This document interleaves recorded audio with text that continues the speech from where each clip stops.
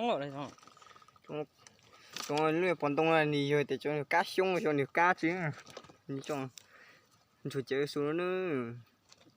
Toàn tát thì toàn tát. Thì là liều rồi, ô lên nó thế này.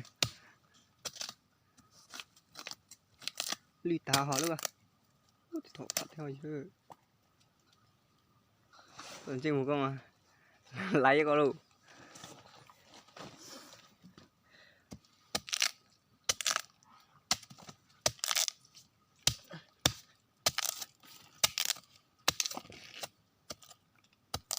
Nó có xe luôn nành tí từ giờ trong tiền liên nó thế này. Áp từ từ tiền nó tao thì lót tàn thế này. Chỉ là chuyện dặn trong này. Nó cá nó giống này. Thì chuyện bởi lúc mà ta từ bộ trò yếu xuống đó. Ok à, là bao được.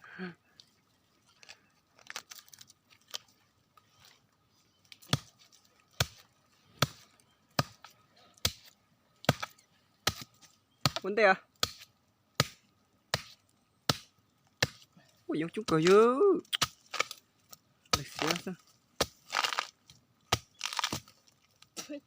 Cả con cho hết.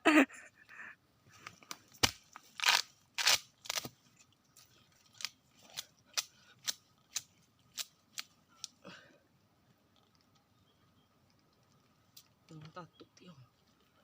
Có. Chẳng cả kỳ bây giờ tới phải đó.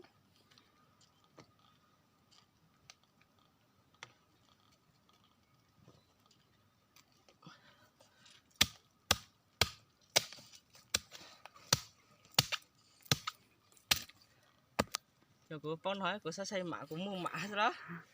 Cái nó ít lần két là ngày giờ. Đó.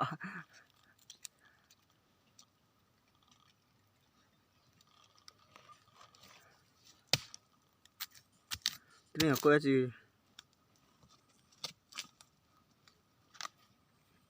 Sáu cái phòng chơi không hiểu.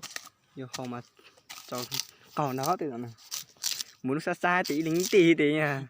Quý tiền.